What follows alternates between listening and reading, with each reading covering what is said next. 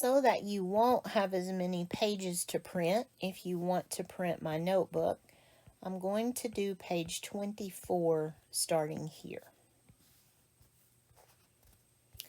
All right, 24, we're looking at number 27.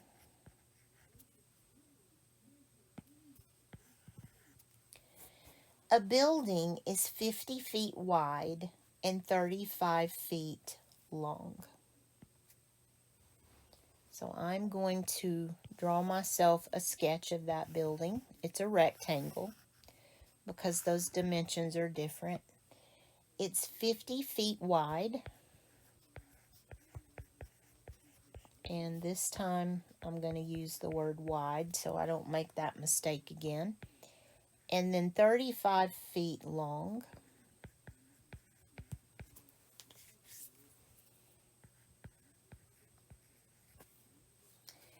What is the scale of the largest scale model that can fit on a display base that is 20 inches wide and 20 inches long? So they're wanting me to fit the model for that building on this display board that's in an architect's office that is 20 inches by 20 inches.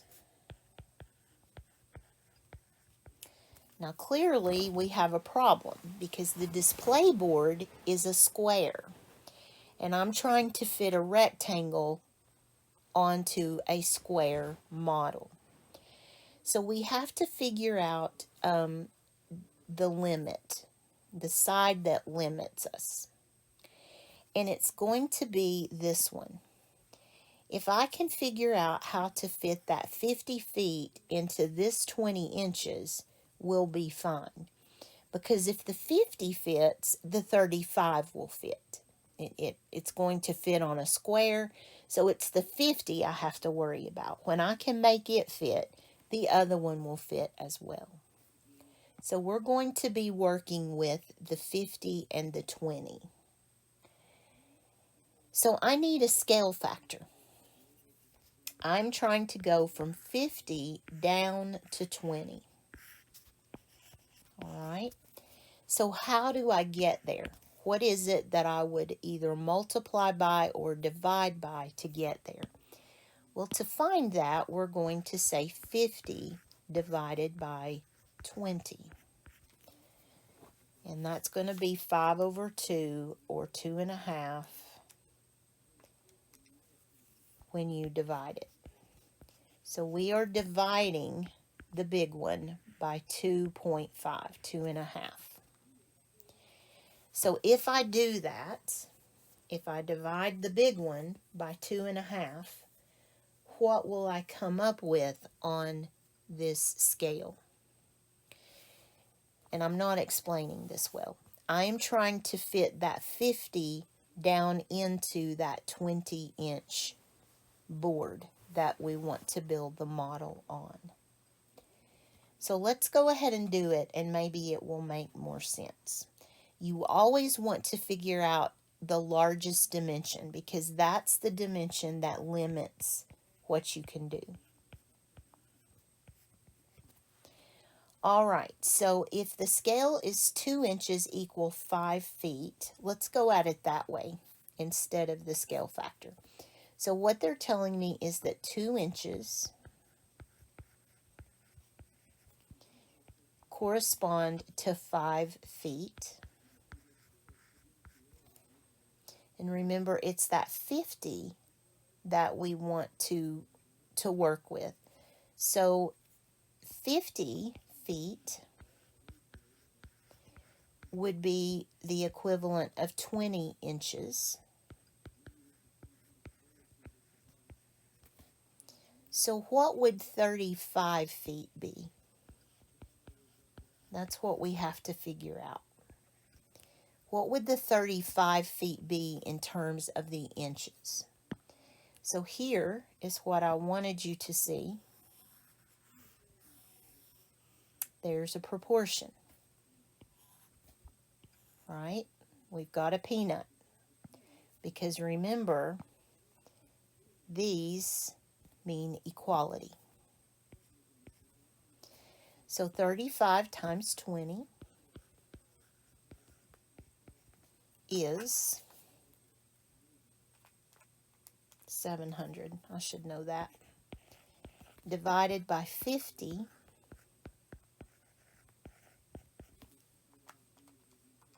is 14.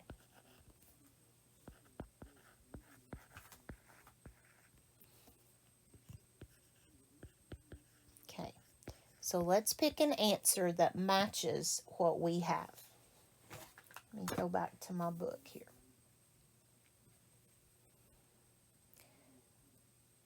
I didn't need to do all that, did I? Right here is what we're looking at for the answer. That 2 inches is the equivalent of 5 feet.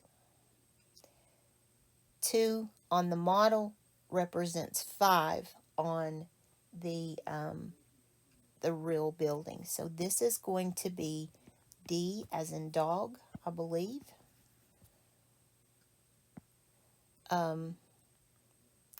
And then on this one, let me zoom in here and see if I can help you understand. What it's telling me is that if I want to draw this building on this model, it's going to take all of this dimension, but it will only take 14 of this one. So the building would sit something like this. You're going to have some space left over on this one, because the 35 was not your limiting side. It was the 50 that was the limit. So we're going to fill up that 50 feet side and then most of the 35 foot side. But the scale is 2 inches equals 5 feet. All right, number 28.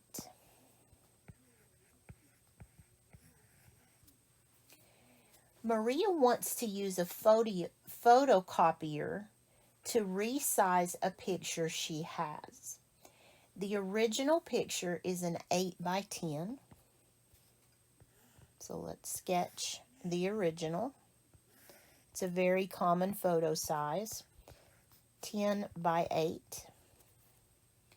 And it doesn't give me inches or anything. It just says an 8 by 10. And she wants to make it a 20 by 25. So what's she going to do with the picture? Is she going to enlarge it or make it smaller? She's going to enlarge it so that the dimensions are 20 by 25. What scale factor should Maria use to enlarge her picture? And usually you have to type in a scale factor into the copy machine. So we're going to take the 10 up to a 25 and the 8 up to a 20. You really just need to do one of them and it should work for the other one. So to get from 10 to 25, I'm going to divide 25 by 10. I'm building up, so I'm multiplying by 2.5. And let's see if that works here as well. 8 times 2.5 is 20. So the scale factor is 2.5. Now, when I go to find an answer, none of them look like 2.5. They're given to us in fraction form, and we need to find the fraction that equals 2.5. So there are a couple of ways you can do this, and I'm going to show you both of them. You can take your answer choices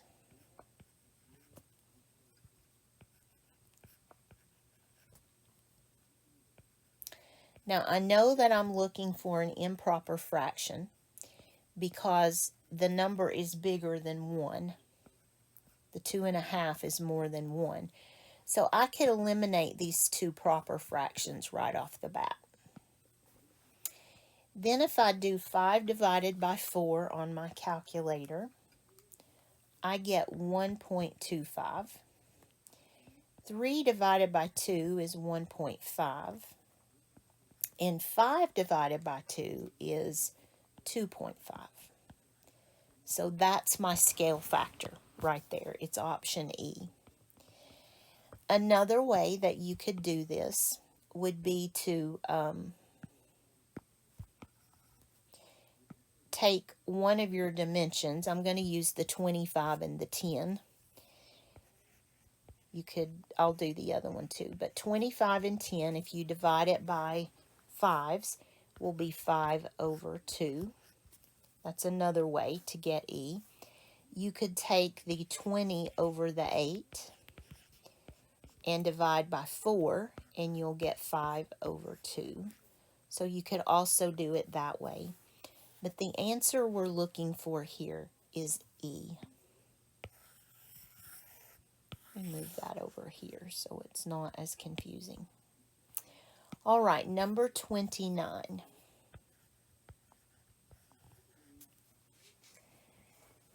Questions 29 and 30 are based on the information below.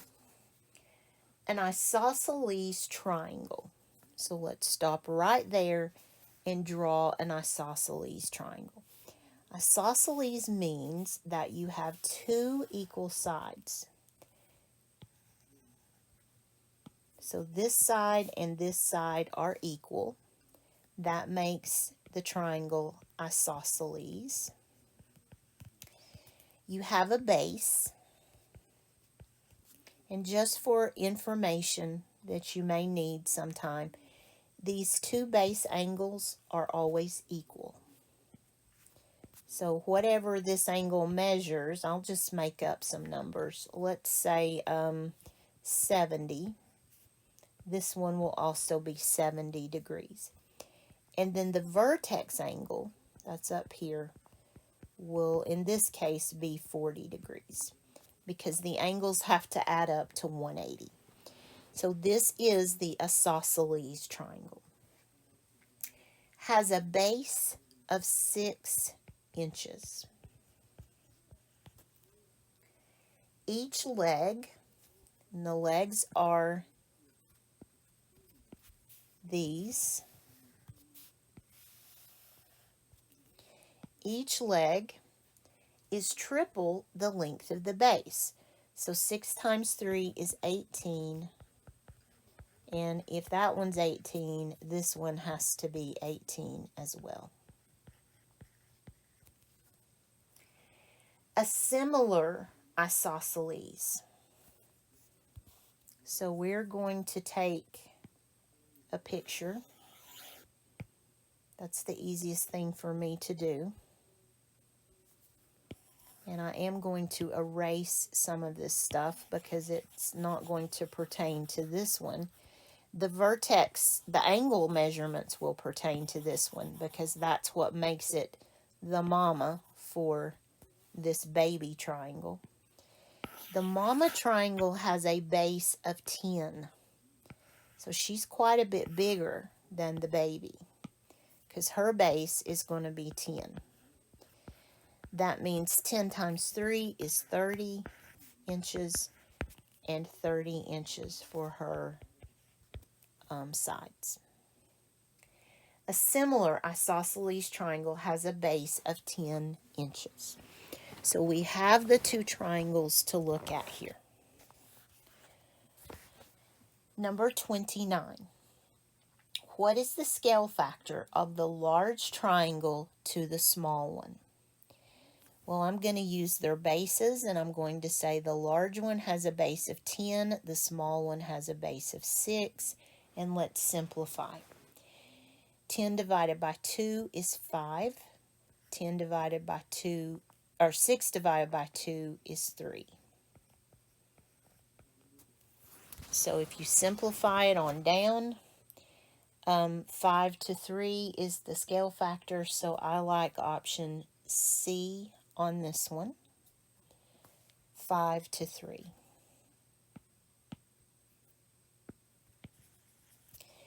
And then number 30, you're going to like this one. What is the length of one leg of the large triangle in inches? One leg is 30 inches. And that is answer B as in boy.